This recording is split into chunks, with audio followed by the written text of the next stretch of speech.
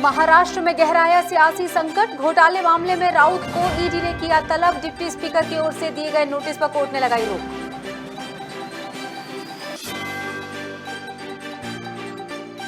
महाराष्ट्र में सियासी संकट के बीच सरकार बनाने की कवायद शुरू। मंत्री पद को लेकर चल रहा मंथन। भाजपा और शिंदे गुट मिलकर सरकार बनाने का पेश कर सकते हैं दावा।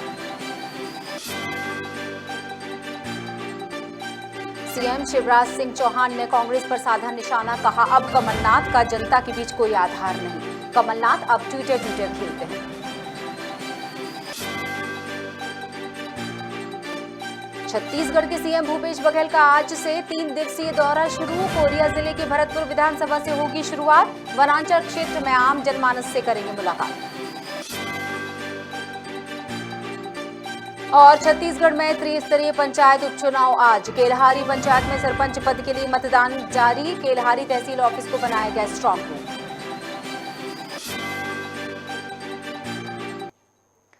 नमस्कार, आप देख रहे हैं खबर भारत। मैं हूं क्रांति प्रिया। अब बताएंगे खबरें विस्तार से। महाराष्ट्र की सियासत में छाए संकट के बादल छटने का नाम नहीं ले रहे। सोमवार को इस मामले में सुप्रीम कोर्ट में सुनवाई हुई। हालांकि तत्काल कोई फैसला नहीं हो सका। इसके बावजूद बागी विधायकों को कोर्ट से बड़ी राहत मिली है। गुवाहाटी पहुंचे 16 विधायकों की अयोग्यता को लेकर डिप्टी स्पीकर की ओर से दिए गए नोटिस पर 12 जुलाई तक कोर्ट ने रोक लगा दी है। इस बीच शिवसेना नेता संजय राउत को प्रवर्तन निदेशालय ने नोटिस भेजा है। जमीन घोटाले मामले में राउत को ईडी ने आज तलब किया है।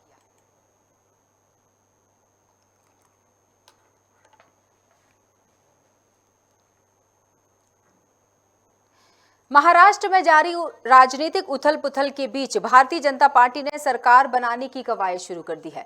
मीडिया रिपोर्ट्स की माने तो भाजपा और शिंदे गुट मिलकर सरकार बनाने का दावा पेश कर सकते हैं।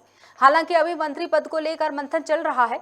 शिंदे गुट से 8 विधायक कैबिनेट में शामिल हो सकते हैं, तो वहीं 5 राज्य मंत्री बनाए जा सकते हैं।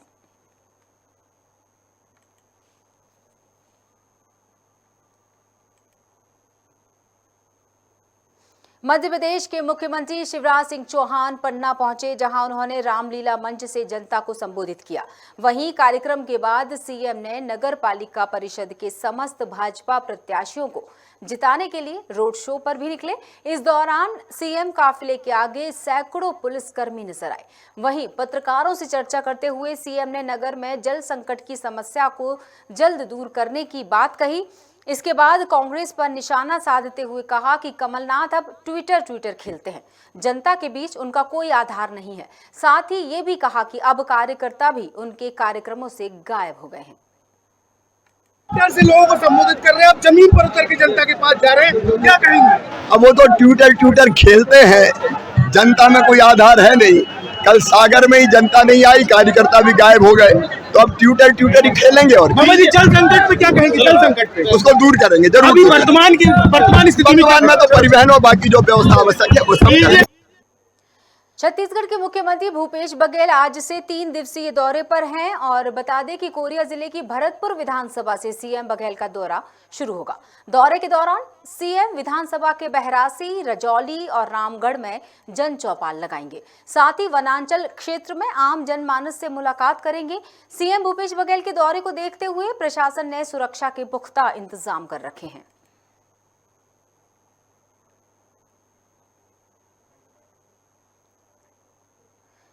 छत्तीसगढ़ में त्रिस्तरीय पंचायत उपचुनाव किया जा रहा है, जहां केल्हारी पंचायत में सरपंच पद के 2 उम्मीदवारों के लिए मतदान जारी है। सरपंच पद के लिए आशा सिंह पाव और अमोनी मौर्य के बीच मुकाबला है, जिसके लिए सुबह 7 बजे से 3 बजे तक मतदान होगा।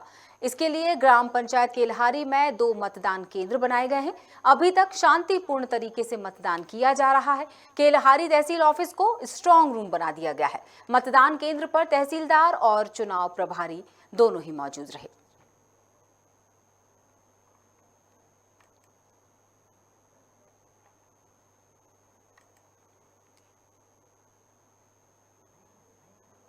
अब खबर राजधानी भोपाल से, जहां पर बीजेपी से टिकट न मिलने के बाद सट्टा किंग के नाम से मशहूर बाबू मस्तान को कांग्रेस विधायक आरिफ मसूद का साथ मिला है।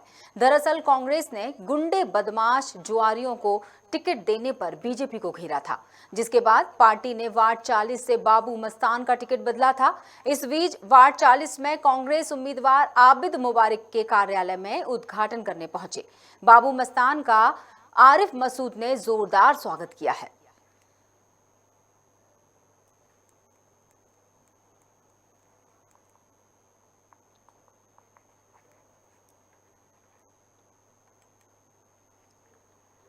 छिंदवाड़ा में टिकट न मिलने से नाराज जितेंद्र शाह भाजपा पार्टी से बगावत कर महापौर प्रत्याशी के रूप में निर्दलीय चुनाव लड़ रहे थे। वहीं जितेंद्र शाह ने महापौर पद के प्रत्याशी अनंत धुर्वे को अपना समर्थन दे दिया है। सोमवार को भाजपा जिला अध्यक्ष विवेक बंटी साहू और निगम चुनाव प्रभारी विनोद गोटिया के साथ प्रेस कॉन्फ्रेंस कर उन्होंने अपना समर्थन का ऐलान किया। छिंदवाड़ा से महापौर पद का उम्मीदवार बनाया गया था, लेकिन बाद में संगठन ने नगर निगम महापौर प्रत्याशी के रूप में अनंत धुर्वे को टिकट दे दिया था, जिसके बाद से लगातार आदिवासी नेता जितेंद्र शाह नाराज चल रहे थे। हालांकि प्रदेश के मुख्यमंत्री और भाजपा के प्रदेश अध्यक्ष से चर्चा के बाद बीजेपी प्रत्याशी को अपना समर्थन देने का ऐलान किया है। और एक ऐसी जगह से प्रतिनिधित्व किया भारतीय जनता पार्टी के कुछ छोटे से गांव में भारतीय जनता पार्टी वहाँ पर भारतीय जनता पार्टी के अध्यक्ष का चुनाव भारतीय जनता पार्टी के पंचायत का चुनाव लड़ाई और हमेशा भारतीय जनता पार्टी के कार्यों को लेकर के तत्पर रहने वाले ऐसे जिन्होंने महापौर प्रत्याशी का फॉर्म भरा था, किसी कारणवश वो फॉर्म नहीं भरा पाए, लेकिन आज वो आए और जो उनके मन में भारतीय जनता पार्टी के प्रति प्रेम और श्रद्धा हमारे पंडित दीनदयाल उपाध्याय जी और श्यामा प्रसाद मुखर्जी जी श्रद्धा और इनके मन में भारतीय जनता पार्टी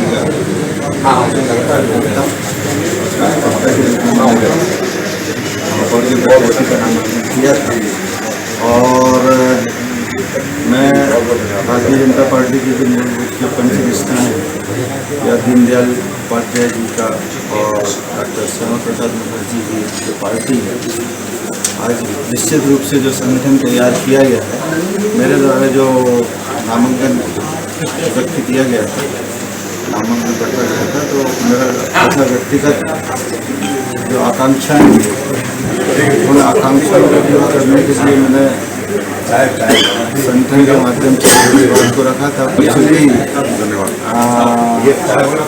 मेरे को उस महापौर पद के लिए पार्टी का जो भी निर्णय था उसके लिए क्षणिक रोष मेरे मन में रहा है कि मैं क्या इसके लिए उपयुक्त नहीं रहा। एमआईएम के राष्ट्रीय अध्यक्ष और हैदराबाद सांसद असुद्दीन ओवैसी ने कांग्रेस और बीजेपी पर जमकर निशाना साधा। निकाय चुनाव के लिए एक जनसभा को संबोधित करते हुए उन्होंने कहा कि प्रधानमंत्री बॉर्डर पर भी ध्यान दीजिए, जहां चीन धीरे धीरे भारत की जमीन पर कब्जा कर रहा है। तो वहीं ओवैसी ने ज्योतिरादित्य सिंधिया को लेकर कहा कि कांग्रेस के बड़े नेता बीजेपी में जा रहे हैं, इसलिए अब कांग्रेस पार्टी राम के भरोसे या भरोसे के काबिल नहीं रह गई है। मुसलमान परेशान है, आदिवासी परेशान है, दलित परेशान है, तो इसकी बहुत बड़ी जिम्मेदारी कांग्रेस पार्टी पर आए होती है। यहाँ पर भी कांग्रेस का नेता है, आप तैयार हो जाइए कि हमारे जाने के बाद कल से ये लोग शुरू कर देंगे प्रोपेगेंडा। अरे ओवैसी की बातों में मत आओ, ये वोट काटने के लिए आया है। मैं कांग्रेस के नेताओं को चैलेंज कर रहा हूं, कमलनाथ को चैलेंज कर रहा हूं, बताओ मेरे लड़ने से किसका नुकसान, फायदा नहीं। मैं इलेक्शन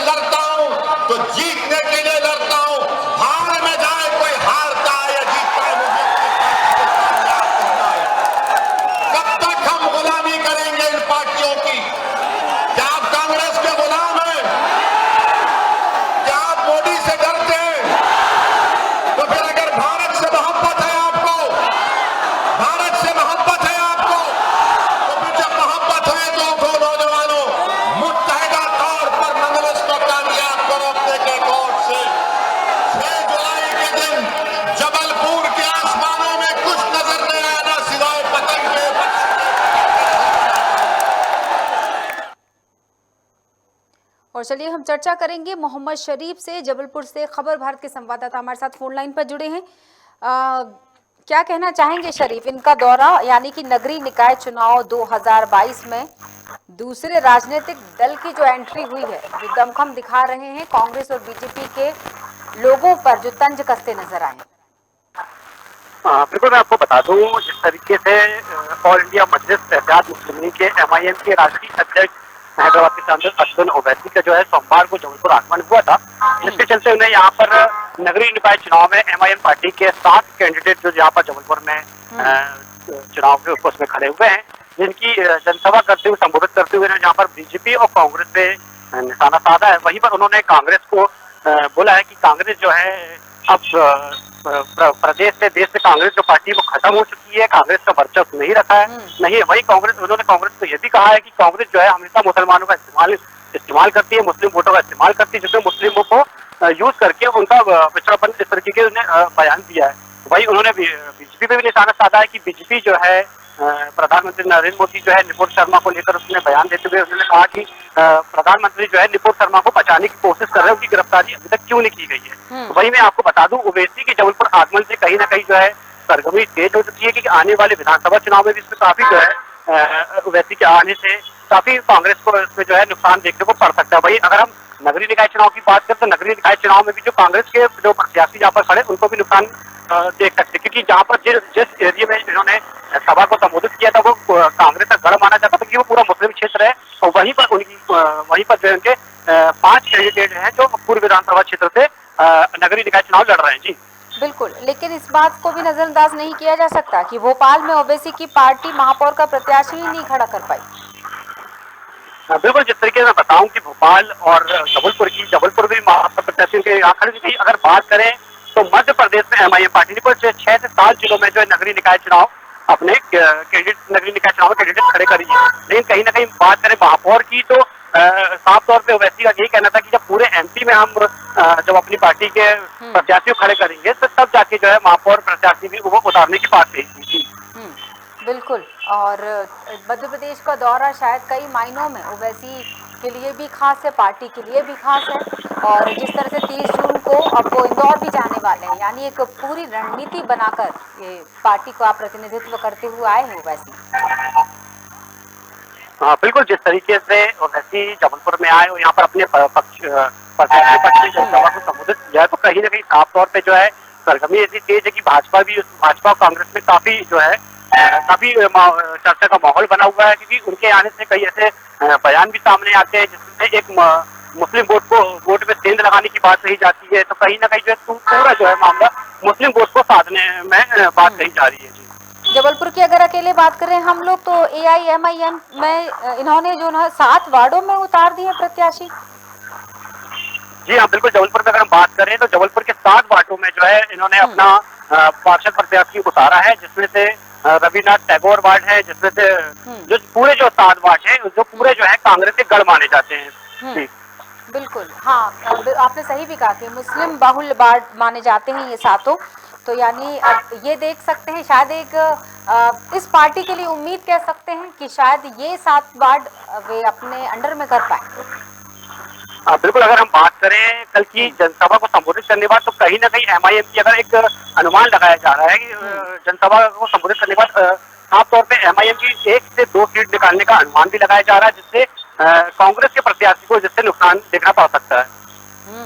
2023 सूत्र भी कह रहे हैं, जानकारी ये कह रही है कि 2023 के विधानसभा चुनाव की तैयारियों में जुटी है ओवैसी पार्टी। बिल्कुल, मैं बात करूं अगर MIM के जो नगरीय निकाय चुनाव के बाद ही जो है 2023 में विधानसभा चुनाव की भी रणनीति बनाई जाएगी। इससे साफ तौर पे ये जाहिर होता है कि अगर नगरीय निकाय चुनाव में MIM पार्टी मध्य प्रदेश के साथ साथ जबलपुर में अगर अपना वर्चस्व बनाती तो कहीं ना कहीं जो है अब जो है विधानसभा चुनाव में भी अपनी तैयारी में लग जाएगी। बिल्कुल, जिस तरह की टीम को मोटिवेट करते नजर आए, उन्होंने कहा है कि एक अच्छी टीम बनाए, कार्यकर्ताओं से कहा उन्होंने, और निकाय चुनाव में मेहनत करें। बिल्कुल, साफ तौर पे अपने खास तौर से अपने यहाँ पर जबलपुर में जो उनकी जो MIM पार्टी है उनको भी जोर दिया है कि आप लोगों को जोड़ने का काम करें, इत्तेहाद मुस्लिमीन में जोड़ने का काम करें, लोगों से चर्चा करें और MIM में जुड़ने की बात है। कहीं ना कहीं उन्होंने कांग्रेस साथियों से कहा कि आप लोग जो है कांग्रेस को वोट करते थे, कांग्रेस को जिताते थे, लेकिन कहीं ना कहीं आप ही के वोट से जो है भाजपा कांग्रेस के विधायक भाजपा में जाके बिक जाते हैं, जिससे आप ही का पैसा जो है लगता है वो लोग वहां जाके बिक जाते हैं, जिसमें आपको कांग्रेस का नुकसान उठाना पड़ता है। तो कहीं ना कहीं साफ तौर पर कहना है कि मुसलमान जो है, मुस्लिम वोट जो है पूरे MIM के सपोर्ट पे रहे और MIM को जिताएं। तो कहीं ना कहीं जो है उन्हें आप अगर MIM को अगर सपोर्ट करते तो आप एक विधायक भी जो है, मुस्लिम विधायक भी आपके क्षेत्र में खड़ा करेंगे। जी बने रहिएगा मोहम्मद शरीफ, आप हमारे साथ। हम अगली खबर पहले दर्शकों को बताएंगे, फिर उसके बाद हम आपसे अगली खबर पर भी चर्चा करना चाहेंगे। वो भी जबलपुर से ही जुड़ी है, आपके शहर से ही जुड़ी है। और जिस तरह से जबलपुर में नगरीय निकाय के निर्वाचन की प्रक्रिया के तहत इलेक्ट्रॉनिक वोटिंग मशीनों की कमीशनिंग का कार्य शुरू हो चुका है। नगर निगम जबलपुर के महापौर और पार्षदों के पद के चुनाव में इस्तेमाल की जाने वाली EVM की कमीशनिंग मतदान के लिए तैयार करने का कार्य MLB स्कूल के 8 कक्षों में किया जा रहा है। कमीशनिंग का काम राजनीतिक दलों के प्रतिनिधियों और अभ्यर्थियों की मौजूदगी में शुरू किया गया है। ये भी खबर जबलपुर से हम बता रहे हैं दर्शकों को। नगरीय निकाय चुनाव से जुड़ी हुई खबर है और कमीशनिंग का जो काम जिसकी हम बात कर रहे हैं, राजनीतिक दल के प्रतिनिधि और अभ्यर्थी ही दरअसल वो मौजूद रहेंगे कमीशनिंग के दौरान, तब ये काम शुरू किया जाएगा। और ये जो काम किया जाना है वो जबलपुर के ही MLB स्कूल के 8 कक्षों में किया जाएगा। और हमारे साथ जुड़े हुए हैं लगातार मोहम्मद शरीफ, हम उनसे चर्चा करेंगे इस खबर पर भी। क्या कहना चाहेंगे कमीशनिंग को लेकर मोहम्मद? मुझे लगता है हमारा उनसे संपर्क टूट गया है, हम दोबारा उनसे संपर्क करेंगे और इस खबर पर जानकारी लेंगे। महत्वपूर्ण खबर जिसकी जानकारी हमें दर्शकों को भी देनी होगी। और इलेक्ट्रॉनिक वोटिंग मशीनों की कमीशनिंग का कार्य दरअसल शुरू हो चुका है।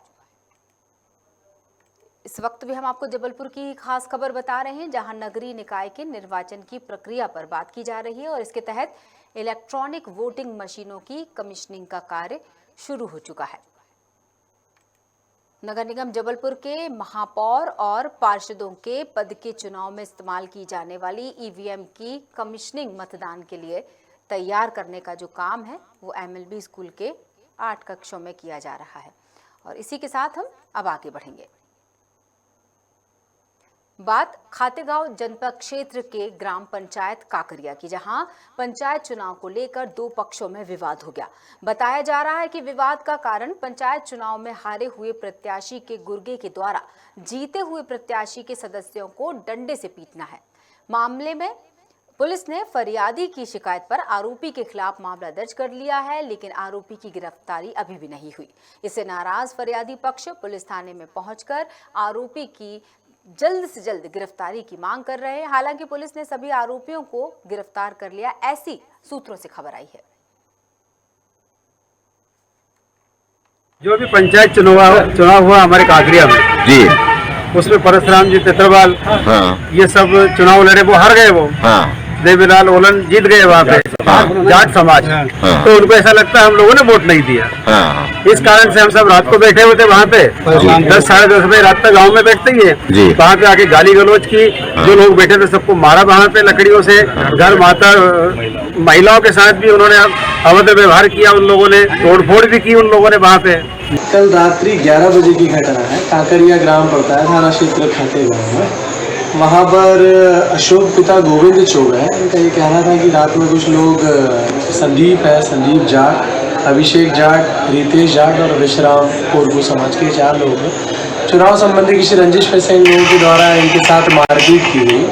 2-3 लोग उसमें घायल हुए हैं। इन लोगों की रिपोर्ट पर कल रात को ही इन चारों आरोपी के विरुद्ध अपराध पंजीबद्ध कर लिया गया है थाना खातेगांव में, और बहुत ही जल्द इन लोगों की गिरफ्तारी कर माननीय न्यायालय पेश कर दी। और हमारे साथ हमारे खबर भारत संवाददाता खातेगांव से अनिल उपाध्याय फोन लाइन पर है। अनिल, क्या कहना चाहेंगे? विवाद जो हुआ, हालांकि गिरफ्तारी हो चुकी है, क्या कहना है? गिरफ्तार किए गए लोगों का बयान सामने आया है, पुलिस ने क्या बताया अभी तक? ये पूरा मामला मैं आपको बताना चाहता हूं कि खातेगांव जनपद क्षेत्र के ग्राम पंचायत काकरिया में है और ये ग्राम पंचायत चुनाव के बाद ये विवाद सामने आया था, जहां एक पक्ष का आरोप है कि चुनाव में पराजित होने पर दूसरे पक्ष द्वारा उनके साथ मारपीट की गई है, गाली गलौज की गई है, जिसका मामला भी उन्होंने थाने में दर्ज करा है। चूंकि आरोपी की गिरफ्तारी हो चुकी है। जी, जी बिल्कुल, गिरफ्तारी हो चुकी है। क्या कहना है पक्ष और विपक्ष का, मतलब प्रत्याशी जो जीतने वाले सदस्य हैं उनके और जो हार चुके सदस्य, मतलब कहीं ना कहीं आरोप सही थे? हाँ, दोनों पक्ष एक दूसरे पर आरोप लगा रहे हैं। दोनों पक्षों का कहना है कि सामने वाले ने हमारे साथ गाली गलौज मारपीट करी, उसका विरोध में हमने भी उसके साथ गाली गलौज और मारपीट करी। क्योंकि चुनावी रंजिश बताया जा रहा है, दो पक्ष आमने सामने थे, एक पक्ष चुनाव जीता और दूसरा पक्ष चुनाव में हार गया था। संभवतः उसी द्वैतता के कारण ये घटना सामने आई। जी चलिए, बहुत बहुत शुक्रिया अनिल जानकारी के लिए।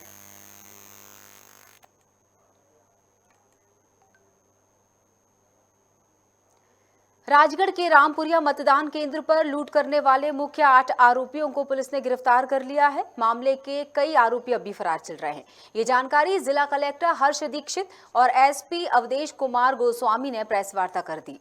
पुलिस के मुताबिक आरोपी 25 जून को पुलिसकर्मियों के साथ मारपीट कर मतदान पेटी उठाकर ले भागे थे। इसके बाद पुलिस ने टीम गठित कर संदेह के आधार पर आरोपियों को धर दबोचा। आपको बता दें कि आरोपियों पर पुलिस ने 10-10 हजार का इनाम भी घोषित किया था।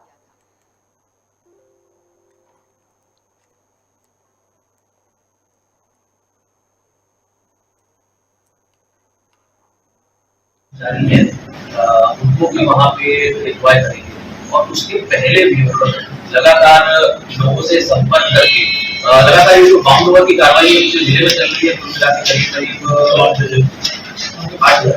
कुल मिला के करीब 8,000 लोगों को बाउंड ओवर, ये लगातार अगले मतलब जो चाहे वो सेकंड फेज हो या थर्ड फेज हो, उसके पहले लगातार चलता रहेगा। आज भी नरसिंहगढ़ में एक पर्टिकुलर पंचायत में एक छोटा सा लॉ एंड ऑर्डर का सिचुएशन उत्पन्न हुआ था, तो वहाँ पे भी टीम ने पहुंच के तत्काल वहीं पे ऑन द स्पॉट बाउंड किया है, लोगों को हिदायत दी है। और दूसरा एक पॉइंट हुआ कि जो घटना जिस गाँव में हुई है, इसमें लोगों का यही चेक किया जा रहा है कि कहीं पे लोगों ने अवैध रूप से अतिक्रमण किया हुआ है या अवैध रूप से उन्होंने निर्माण किया हुआ है। चलिए, हमारे साथ जुड़े हुए नरसिंहगढ़ से हमारे संवाददाता, जिनसे हम इस राजगढ़ की खबर पर चर्चा करेंगे, हेमराज सिंह हमारे साथ जुड़े हैं। हेमराज, क्या कहना चाहेंगे? पुलिस ने जिनको गिरफ्तार कर लिया है, इनाम घोषित किया गया था, यानी इनामी आरोपी कहा जाए इनको। जी जी जी, मैं आपको बताना चाहूंगा क्रांति प्रिया जी, त्रिस्तरीय पंचायत चुनाव को लेकर जो 25 जून को पहले चरण के मतदान के दौरान राजगढ़ जिले के रामपुरिया ग्राम पंचायत में यह मामला हुआ था, जहां पर 15-20 लोगों ने मतदान केंद्र पर पहुंचकर पुलिस कर्मियों, पीठासीन अधिकारियों के साथ मारपीट की थी। वहीं मतपेटियां उठाकर फरार हो गए थे। हाँ। पुलिस इस मामले को पूरी तरह से मुस्तैद से करते हुए, छानबीन करते हुए आरोपियों को कल 19 आरोपी बनाए गए हैं। आरोपियों के खिलाफ 19 आरोपियों के खिलाफ नाम दर्ज एफआईआर दर्ज की गई है। वहीं बात की जाए तो अभी पुलिस ने अभी तक 8 आरोपियों को गिरफ्तार कर लिया है। वहीं एक मुख्य आरोपी पर रासुका की कार्रवाई पुलिस अधीक्षक और कलेक्टर महोदय द्वारा की गई है। बिल्कुल।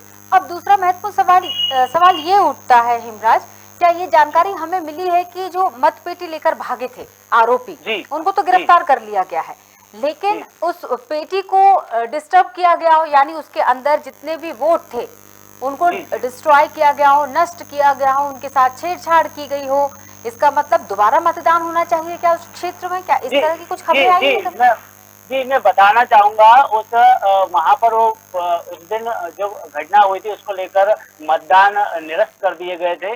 उसके बाद कल पुलिस की मौजूदगी में, प्रशासनिक अमले की मौजूदगी में कल वहाँ पर दोबारा मतदान किया गया है। मतदान हुआ है, शांतिपूर्ण मतदान हुआ है। वहाँ पर सीधे कलेक्टर महोदय और एसपी महोदय की निगरानी में वहाँ पर कल मतदान संपन्न कराया गया है। बिल्कुल, और इस तरह की गलतियां ना दोहराई जाए या इस तरह की घटना दोबारा ना हो, इसके लिए प्रशासन अब अलर्ट है कि नहीं?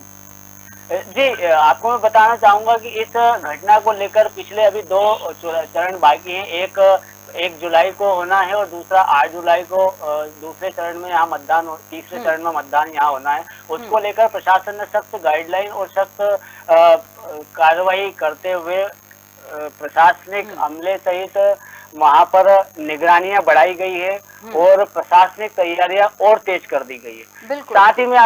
साथ ही आपको बताना चाहूंगा कि जो इसमें मुख्य आरोपी पकड़ाए गए हैं उनके विरुद्ध उनकी संपत्तियों की जांच की जा रही है और संबंधित आरोपियों के खिलाफ उनकी अवैध संपत्तियों पर भी पुलिस अब बुलडोजर चलाने की तैयारी में जुटी हुई। चलिए, बहुत बहुत शुक्रिया हेमराज।